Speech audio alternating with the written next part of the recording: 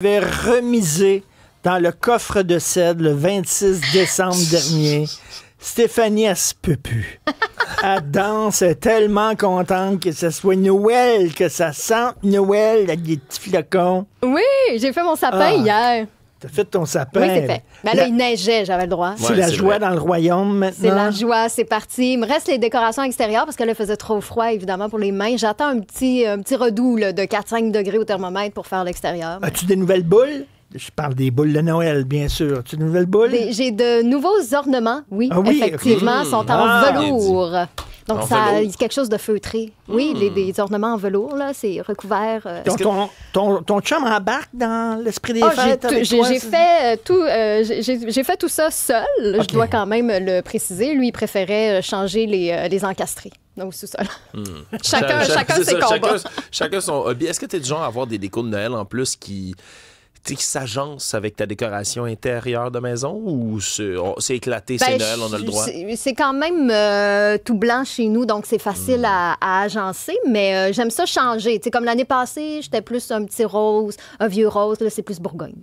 Ah, là, c'était tout blanc comme la merde blanche qui est tombée du ciel. Stéphanie, elle a vécu quelque chose d'extraordinaire. Que je sais pas c'est quand la dernière fois que j'ai vécu ça. Et même vous, à la maison, écoutez ça, vous le croirez pas.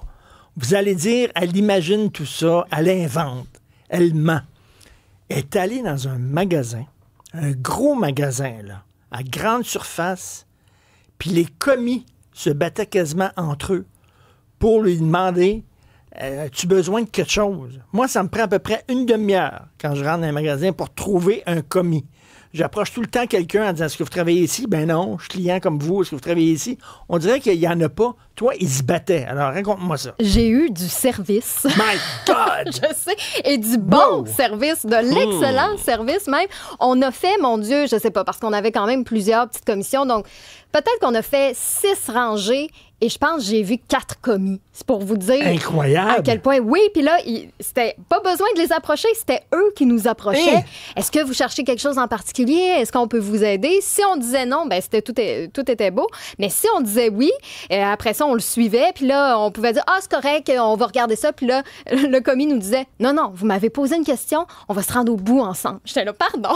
Incroyable. C'est quoi ce service-là? Wow, impeccable. Comme dans le bon vieux temps. Oui. Ça se faisait comme ça avant. Des gens compétents et tout, là. À cette heure, c'est comme, je m'excuse, mais je cherche le rayon des pantalons pour hommes, c'est où? Oui, moi, c'est ça, le service que j'ai. Bon, c'était 100 fois mieux que ça. Ouais, là, c'est parce que la fatigue des fêtes n'est pas rentrée aussi au commerce au détail. Hein, dans un mois, reparlez-leur à ces gens-là. Je suis pas sûr que tout le monde va être d'aussi bonne humeur que ça. En tout cas, j'ai tombé sur une bonne journée. 2 choses à vous dire. Vous savez que j'ai donné le micro à des médecins qui ont pu ventiler leur colère contre la loi numéro 2, qui ont pu dire à quel point ils étaient déçus puis qu'ils se sentaient abandonnés par le gouvernement. J'ai même écrit 1 ou 2 chroniques là-dessus dans le Journal de Montréal. Donc, je ne suis pas anti-médecin. Mais de les voir comme ça, louer le Centre Bell par milliers, le remplir puis chialer, je suis mal à l'aise avec ça. Je suis mal à l'aise. Je trouve que c'est un peu indécent. Il y a pire gens qu'eux autres dans la société. Je m'excuse, là, il y a des gens qui sont... Il y a plein de gens. C'est quoi, 1 million de personnes encore au Québec qui se cherchent un médecin de famille? Peut-être qu'ils devraient remplir le Centre Bell aussi, eux autres, pour se faire entendre, pour se faire écouter. Je sais pas. Ils sont quand même assez privilégiés, hein, au point de vue du salaire, au point de vue des bas coûts de leur formation dans les universités, les voir comme ça. Puis là, je pense à ma mère, tu sais, elle voit tous les médecins au Centre Bell, puis elle était énervée, puis elle dit, vont-tu faire la grève? Qu'est-ce qui va arriver? Moi, j'ai besoin de voir un médecin. Qu'est-ce qui va se passer? Ils vont être en guerre contre le gouvernement? Je trouve ça un petit peu indécent. On va parler tantôt avec Gaétan Barrette. Puis une autre affaire que je trouve indécente, avant de passer aux nouvelles de la journée. Excellent texte de Gabriel Côté, collègue du Journal de Montréal, sur Santé Québec. Alors, Santé Québec, il y a une DG Talent, la directrice générale Talent, qui s'appelle Martine Charland. Alors, elle, sa job, c'est de recruter du talent, de recruter du personnel pour Santé Québec. Puis là, ça demande, ouais, mais c'est quoi la meilleure stratégie pour recruter le personnel? Alors là, ils ont donné un beau petit contrat de gré à gré avec une entreprise privée. Un contrat qui a coûté quand même assez cher, 131 000 $ à une firme conseil pour l'aider, la DG Talent, à trouver des stratégies. Le truc, c'est que la DG Talent de Santé Québec, elle est appuyée dans ses fonctions par 4 autres directeurs. Le responsable de la planification de la main-d'œuvre et de la gestion du travail, le responsable de la prévention et de la gestion de la présence au travail, le responsable de l'acquisition et de la mobilité des talents et le responsable des ressources humaines. Ils sont 5 taboires, 5 DG, vice-présidents à être très, très bien payés, justement pour s'occuper du personnel. Elle, sa job, c'est de recruter. Elle doit être très bien payée pour ça. Elle a 4 DG qui peuvent l'appuyer.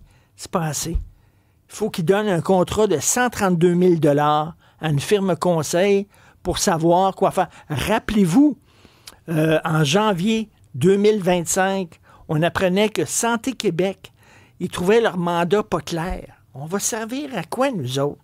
Alors, il avait donné un contrat de 103 000 $ à une agence de marketing pour trouver leur identité. À quoi on sert? C'est quoi l'identité de Santé Québec? Qu'est-ce que ça va faire, Santé Québec?